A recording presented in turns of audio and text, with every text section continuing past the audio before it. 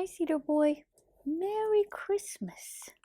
Merry Christmas to you. Merry Christmas. God bless us, everyone. So about a year ago, I made a video, real stupid video. You can watch it if you want. I'll link it in the cards. And it's just been so amazing to look at what I was processing 1 year ago and think about how far I've come. That video was made just a few weeks before I was officially typed in the objective personality system. It's so funny to go back and watch it and see my functions. How was I missing that I'm lead consume? How did I miss that NE is the problem? Just this out of control, overdeveloped, extroverted intuition. That was the problem that I was processing a year ago. And, part of the reason I didn't understand that is because I sort of had a misunderstanding about the definitions of NI and NE. I knew that I was lead intuition because my thinking is just so abstract. I mean, there's no way that I could be lead sensory just because of how abstract the thinking is. I thought it was NI because I actually thought I was narrowing down, but it was just a misunderstanding of the definition. So to me, everything is connected, and eventually everything fits into one basket. Every concept that I can think of is connected to another concept. It fits under the same umbrella, in the same basket. And so I thought that was NI because everything kind of eventually leads back to one thing. But really, that's just that my NE is connecting everything. There are lines drawn between one thing and anything else. I mean, name 10 things. And I will go on and on about how all those things are connected. Any 10 things. I bet you I can do it, because that's just how my mind works. So last year at this time, I was missing Russ, my partner. He had been out of town for a long time. He was with his identical twin brother, and I talked about how much I loved missing him. I was happy for the opportunity to miss him. It felt sort of bittersweet. I miss him, but it was also really good to appreciate him, and what a blessing to miss someone, which is something I have not been able to do this year. I have not been able to miss him, but I'm so happy to have him, and I'm so proud that we haven't really deteriorated, because of the pandemic and spending so much time together. I think that we both kind of realized that we just don't have the time or energy for that. Like, that is too dangerous. Getting worked up about anything petty is just simply frivolous and too dangerous for this time that we're living in. We need to get through these few years together. 2020 for me was the best year of my life, ironically. I think 2021 is going to be harder just because people have been kind of hanging on financially, and now it's like this shit is really hitting the fan. I don't know if people are going to be able to afford my services or, how I'm going to be able to make money. What I do know is that my attitude is resilient, which is something I never could have said before. I'm so proud of how I've handled this pandemic. I could have easily stepped onto some kind of downward spiral and, just awfulized, thought about all the negative possibilities. That's something that NE does. You can think about all the positive possibilities and jump onto that upward spiral, or you can fall into the trap of thinking about negative possibilities and getting onto the negative spiral, the negative attitude spiral, which is something that I used to do habitually in the past. Because I started this channel a couple of years ago, and I began about 3 years ago sort of untangling all that, pessimism and worry and anxiety. I decided that was something I was not going to participate in. And because I did all that work pre-pandemic, then when this year showed up, I was like, okay, I can do this. There's a lot of uncertainty. It's okay. It's an adventure. And, it just so happens that the pandemic kind of worked in my favor. It sort of like turned everything upside down for me in a good way. It took away all the bullshit that wasn't working, just let me kind of reset and build my life differently. So, that's a good thing. That's just, a coincidence that it worked that way for me. But I think that it also has to do with my attitude, being ready to allow the blessings to unfold rather than going into those negative possibilities over and over again. So this time last year, I was feeling really introspective. That's how I am every year at this time. I'm just kind of introspective all the time. My sleep energy is kind of like on automatic. It's almost instantaneous. So I'm a consume, sleep, blast, play. Masculine, feminine, NEFI, consume, sleep, blast, play. The consume happens. That's definitely so automatic that I didn't even notice it. I just thought, well, everybody does that, right? I didn't understand what a big deal my consume was. But the sleep is also automatic. So it's consume, integrate, consume, integrate. The sleep is happening all day long. You know, when I'm walking, even, you know, when I'm taking in new information, it's like read a sentence, integrate, read a sentence, integrate. It's just both of those things, the consume and the sleep, are so automatic. But this time of year, especially, you know, December 15th through January 5th, definitely my favorite time of the year. And it's just because it's a time to honor that introspection and really think about what you've been through, what you've processed, what you've learned, how you want to move forward intentionally. I just read a book recently called Wintering, and it's really about that sleep process. It's about winter being a time of year to really introspect. I didn't particularly connect with the book exactly, but I love that word and that concept, wintering. It's so beautiful. I sort of got the impression that the woman who wrote it was not a sleep savior. I think maybe it's something that she learned. And so it was like her big discovery for me, I'm just like, well, yeah, you know, sleep processing, of course, you know, of course it's wonderful. Of course it's magical. Anyway, I love that word, wintering. I'll put a link to that book in the description if you want to explore that. So last year, my main complaint was feeling a real lack of clarity. I want this introspection. This is what I do at this time of year, but I was feeling a lack of clarity and I didn't know why. And I didn't know I was lead consume. I found out a few weeks later that I was, and then it was just like so obvious. So all the things I'm complaining about in the video a year ago, if I look at it, I'm like, I can type myself. It's like, oh wow, this is an NE problem. This is NE overdeveloped, out of control. Clearly the answer is SI. So, you know, those are polar things. So if your NE is out of control, you go into SI to counteract that.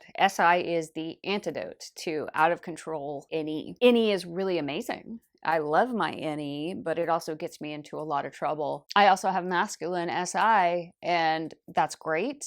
That I also have a love-hate relationship with. It's bad when I get really uptight and black and white about the SI, you know, really pissed off about the order of operations not being followed the way that I think it should be. It's tough because in traffic, I get really upset and I feel really black and white about people not following the rules, the SI, but it's literally black and white. It's like the law. It is actually written down in black and white. But then on top of that, my thinking is really black and white and rigid about it. I'm very unforgiving, you know, about people not following proper procedures. So that's like the really, you know, demony bad feeling of SI. The good thing about masculine SI is that like I'm kind of okay at SI. I'm hyper aware of it, and that can be uncomfortable. It creates a really uncomfortable dynamic, a tension between lead NE and SI fourth. There's a discomfort there, but also I've kind of mastered it in a way. I'm better at SI than a lot of people, but I still think that the answer to the out of control NE is going even deeper into SI. I mean, SI the fuck out of it. I think that that's the answer. So I am still 1 year later struggling with the same NE issues. The only difference is that since being typed, I'm aware of it. I'm seeing it. And I think that that's the first step. Any kind of self-growth that I've ever experienced has just been a matter of stepping outside of myself and observing the thing. You have to first observe the thing. So my NE, I'm watching it all year. I just am like, I see you, motherfucker. I know what you're getting into. I see what you're up to. I see what you're doing. And that is a start. So in 2020, a lot of space opened up. 2020 took a lot of bullshit away from me that wasn't working, and it left some open spaces. And I sort of felt like it was an amazing opportunity. I'm going to exercise so much self-care. I'm going to stretch. I'm going to strength train. I'm going to play guitar every day. The reality is that time is finite, and I filled up every fucking minute of it. Any void that there was, my NE quickly rushed in and filled it with more bullshit. And it wasn't all bullshit. Some of it was good, but any void that existed, I filled it with further projects. I just feel afflicted. I can't I cannot stop my own creativity. I think of wonderful ideas, new projects that I want to do. About 3 or 4 years ago, I started actually acting on these wonderful ideas. So when I'm in the NE cloud of wonderful ideas, it's like one idea after another kind of blooming in my mind. I get an incredible chemical reward just from having the idea. It feels so good to feel creative and think of new ideas. I used to just enjoy that chemical hit, sort of addiction to creativity, without actually executing the process in real life. You know, my blast is pretty low. Consume, sleep, blast, play. It's way down there. I was not blasting. I was not initiating the projects and actually, starting things in real life. I was just enjoying the chemical hit. I started finally working on my blast, not knowing that that's what I was doing because I had, not been exposed to the objective personality terminology. But I started actually starting projects and finishing them in real life. And that's when I started my Etsy store. And last year at this time, I was sort of wondering, do I need this Etsy store? It's not very profitable. Why am I doing this? Well, it turns out in 2020, my Etsy store saved me. It's been, wildly successful. I made a lot of money on Etsy, and that is how I bought groceries. And it was also just an amazing opportunity to live the Etsy lifestyle. I always wondered what that would be like. Okay, totally off topic, but I'm editing this video, and if you look out the window in the background, in the scene coming up, you can see Russ and our little puppy Poppy walking in the background. And it looks like Russ kind of looked through the window and he was like thinking about interrupting me, but then he decided not to. Anyway, that's Russ in the background. But I really see that the NE is causing problems in my Etsy store. And if you just look at it, it's handsomeannie.com.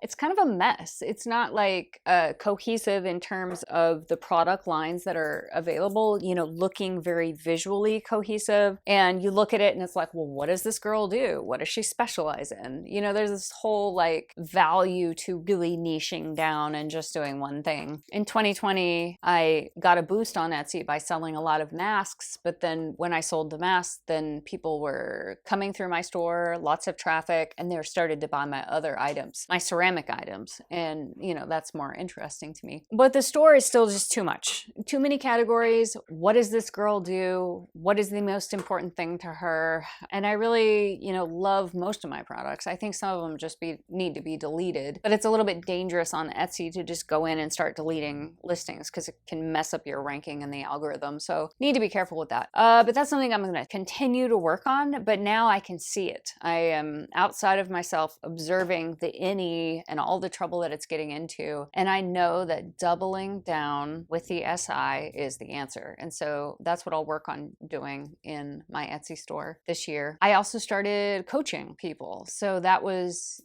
something that filled some of the free time, so that there were some coaching opportunities. Some people asked to speak with me one-on-one about different issues just over video chat. So I started doing that.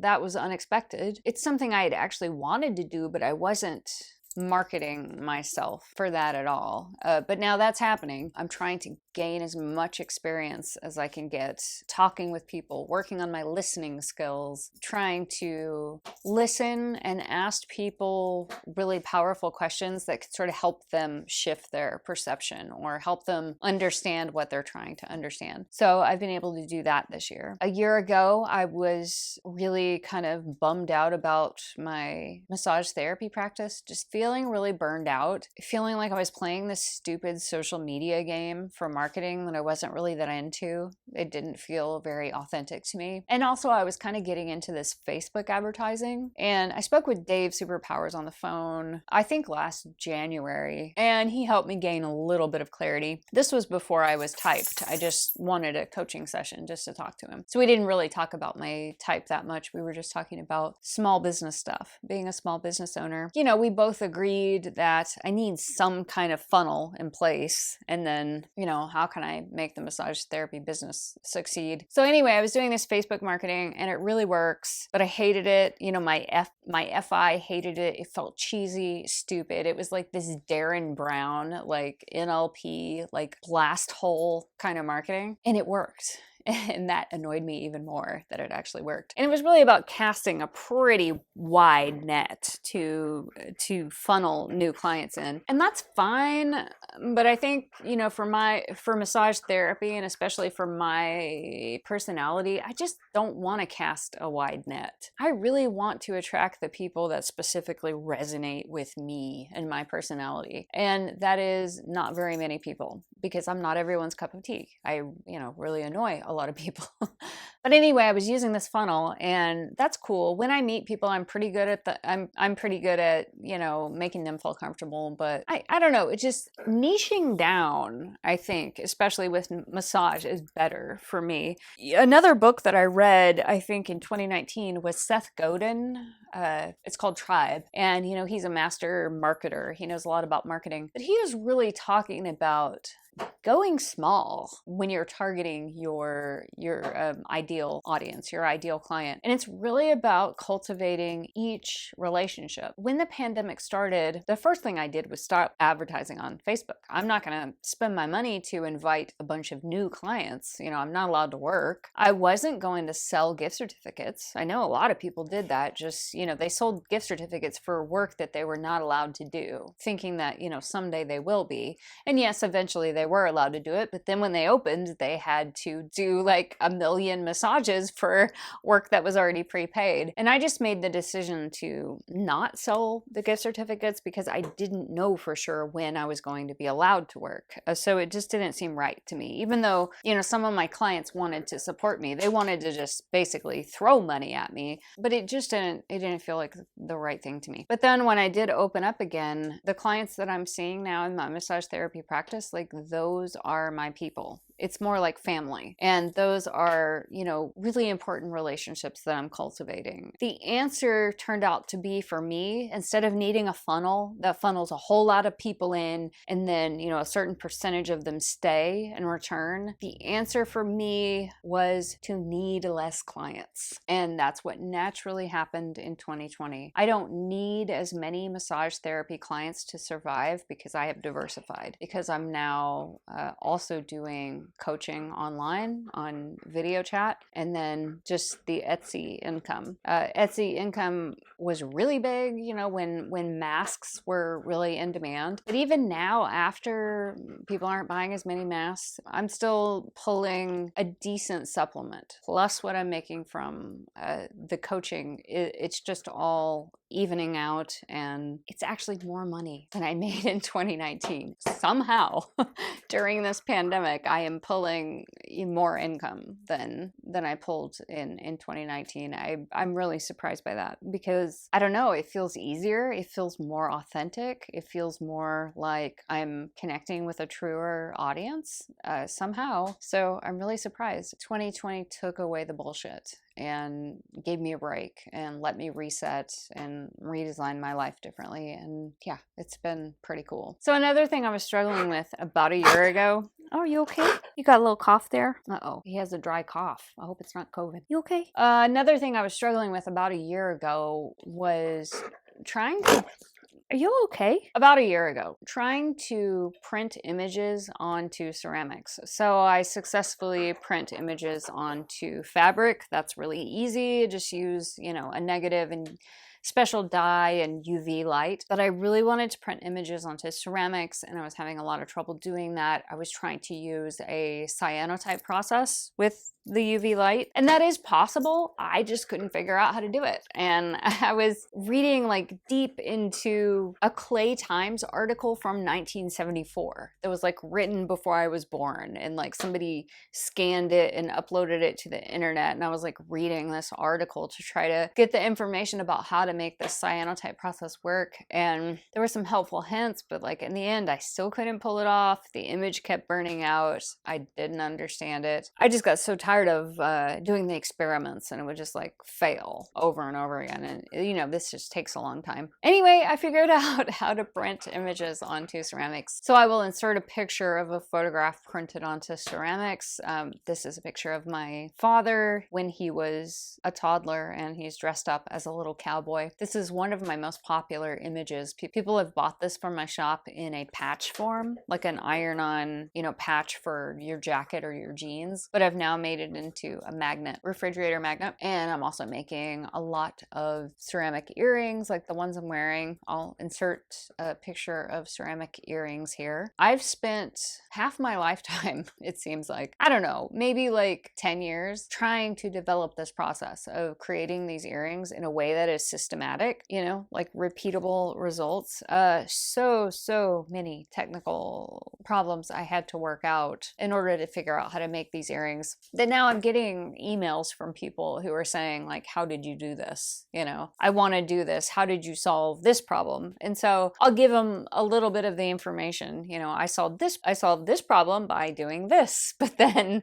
also let them know there are 100 other problems. Like maybe you can find an easier way to do it, but I could not. I mean, I'm tempted to just like TE, like help these people out. I want to just answer the question and help them. But I know lots of Etsy sellers that are just like, don't give your secrets away. You know, if you figured out something really hard, don't give it away because then people will mass produce. I don't think so, because even if I answered a few of these people's questions, I'm like months ahead. Like this is really fucking hard to make these earrings. I don't know, maybe someone watching this will be like, no, it's not. You know, some ceramic whiz out there will just be like, no, that's not that hard, I can do it. But yeah, for me, it was really difficult to figure it out. I don't know, maybe I'll do like a class or something, like a master class that I can sell at some point, like a video step-by-step process on how I do it, but it was really fucking hard. Anyway, people are appreciating the earrings now. I think they're fantastic. I love them. There's nothing else like it on the market, really. I mean, there are earrings, but not ceramic, not in, you know, this specific aesthetic. So yeah, I'm getting recognized for that work and it feels amazing. And I just do a little happy dance every time someone orders those earrings and I get to ship them off. Basically, that's it. Boy, this is gonna be such a nightmare to edit.